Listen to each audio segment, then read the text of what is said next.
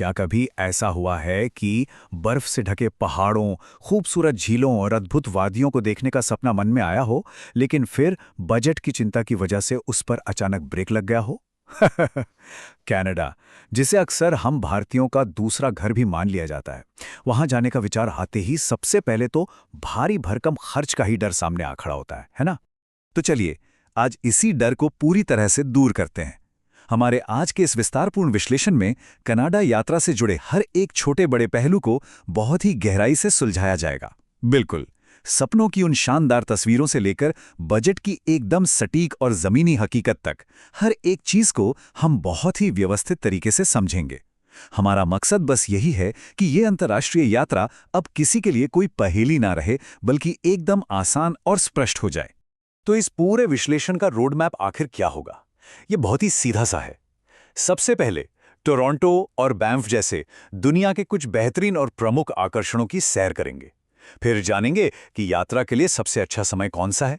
इसके बाद कनाडा में बजट को कैसे संभाला जाए, इसके स्मार्ट तरीके सीखेंगे। और आखिर में वीजा और दस्तावेजों की वह गुत्थी सुलझाएंगे जो अक्सर सबसे ज्यादा मुश्किल लगती है। तो बिना किसी देरी के सीधे चलते हैं अपने पहले पड़ाव की ओर, प्रमुख आकर्षण टोरंटो और बैंफ। चलिए कनाडा की उस जादुई दुनिया में कदम रखते हैं जो शहरी जीवन की तेज रफ्तार और कुदरत की शांत बेदाग खूबसूरती का एक बहुत ही अद्भुत संगम है।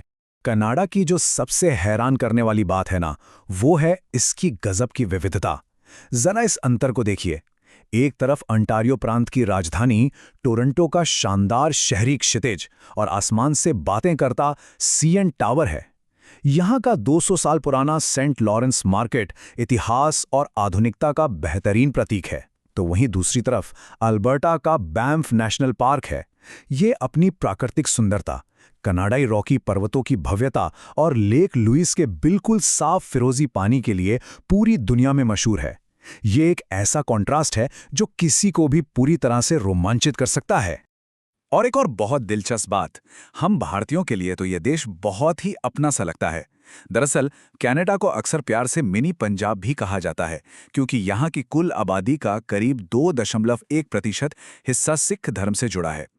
टोरंटो जैसे बड़े शहरों में स्थानीय भारतीय बाजार और एक बहुत ही परिचित सांस्कृतिक माहौल बड़ी आसानी से मिल जाता है। सच कहूं तो ये सब देखकर घर से दूर रहकर भी बिल्कुल घर जैसा ही एहसास होता है। अब जरा इस विचार पर गौर कीजिए। प्रकृति की शक्ति का एक मंत्रमुग्ध कर देने वाला प्रदर्शन। ये वाक्य दुनिया के मशहूर नियाग्रा फॉल्स पर बिल्कुल सटीक बैठता है। वहां पानी के गिरने की गर्जना इतनी शक्तिशाली है कि सच में रोंगटे खड़े हो जाते हैं। और वहां की लोकप्रिय नाव की सवारी, उफ, पानी की ठंडी फुहारों को सीधे चेहरे पर महसूस करना, वो एक ऐसा अनुभव है जिसे जीवन भर नहीं भुलाया जा सकता। खैर, इन बेहतरीन जगहों को देखने के बाद अब बारी आती है प्लानिंग की। आइए समझते हैं कि इस यात्रा के लिए सबसे आदर्श समय कौन सा है, मौसम और बजट दोनों ही लिहाज से। देखिए, मौसम और समय की सही योजना बनाना बेहद जरूरी है। अगर मई और जून के वसंत की बात करें तो मौसम बहुत सुहावना रहता है और इस समय एडवांस बुकिंग करने से काफी अच्छी खासी बचत भी हो जाती है। फिर आती हैं जून से अगस्त तक की मुख्य गर्मियां। ये समय बैंफ में कैंपिंग और आउटडोर रोमांच के लिए सबसे बेहतरीन माना जाता है। और हाँ, अगर शानदार रंग बिरंगे पत्ते देखने का शौक है तो सितंबर से नवंबर का पतझड़ वाला मौसम बिल्कुल सही है। उस वक्त भीड़ भी थोड़ी कम होती है और नज़ारे तो बस पूछिए मत। अब सपनों की इस खूबसूरत दुनिया से निकल के थोड़ा जमीन पर आते हैं, यात्रा के सबसे यथार्थवादी चरण में, यानी कनाडा में बजट यात्रा। अंतर्राष्ट्रीय यात्रा में जो सबसे बड़ी रुकावट लगती है वो है बजट। तो चलिए इसका भी पक्का समाधान निकालते हैं। शुरुआत से ही यथार्थवादी उम्मीदें रखना बहुत जरूरी है। अगर एक अकेले व्यक्ति की कनाडा यात्रा का अंदाजा लगाया जाए तो कुल मिलाकर न्यूनतम खर्च लगभग 3 लाख से 4 लाख रुपए के बीच आ ही जाता है। ये एक बेसलाइन बजट है जिसे हमेशा ध्यान में रखकर ही आगे की कोई भी वित्तीय योजना बनाई जानी चाहिए। लेकिन घबराने की बिल्कुल जरूरत नहीं है। खर्चों को तेजी से कम करने के बहुत ही जबरदस्त और स्मार्ट तरीके भी मौजूद हैं।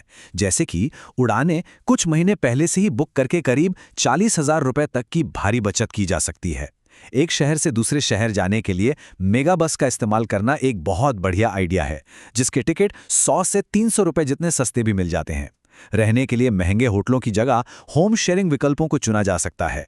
वसंत और गर्मियों के दिनों में कैंपिंग भी की जा सकती है, जो अक्सर मुफ्त या बहुत ही कम कीमत में हो जाती है। और महंगे रेस्टोरेंट के भारी बिल भरने से तो अच्छा है कि पाउटिन जैसे बेहद स्वादिष्ट स्थानीय स्ट्रीट फूड का मजा लिया जाए। अब मान लीजिए इन सब स्मार्ट ट्रिक्स को अपनाने के बाद भी बजट में थोड़ी कमी रही ही जाती है, तो उसे पूरा करने के सुरक्षित वित्तीय विकल्प भी मौजूद हैं। उदाहरण के लिए बजाज फिनसर्व जैसी संस्थाओं के जरिए यात्रा के लिए पर्सनल लोन लिया जा सकता है। इसके लिए बस कुछ न्यूनतम दस्तावेजों के साथ आसानी से ऑनलाइन आवेदन करना होता है। सबसे अच्छी बात यह है कि ये पूरी तरह से कोलैटरल मुक्त होता है और फंड्स सिर्फ 1 दिन के भीतर ट्रांसफर हो जाते हैं। इसे 12 से 108 महीने की लचीली किश्तों में चुकाने की सुविधा भी मिलती है, ताकि एक ही झटके में जीवन भर की जमा पूंजी खर्च करने की नौबत ही ना आए। चलिए, अब जब बजट और फाइनेंस का पूरा इंतजाम हो गया है, तो उड़ान भरने से पहले बस एक आखिरी और सबसे महत्वपूर्ण लॉजिस्टिक बाधा को पार करना बचता है, और वो है वीज़ा और ज़रूरी कागजी कार्रवाई। यहाँ कुछ नियम बहुत सख्त हैं। वीज़ा के नियम यात्रा की अवधि पर सीधे निर्भर करते हैं, और यहाँ एक बहुत बड़ी चेतावनी है जिसे ध्यान से समझना चाहिए।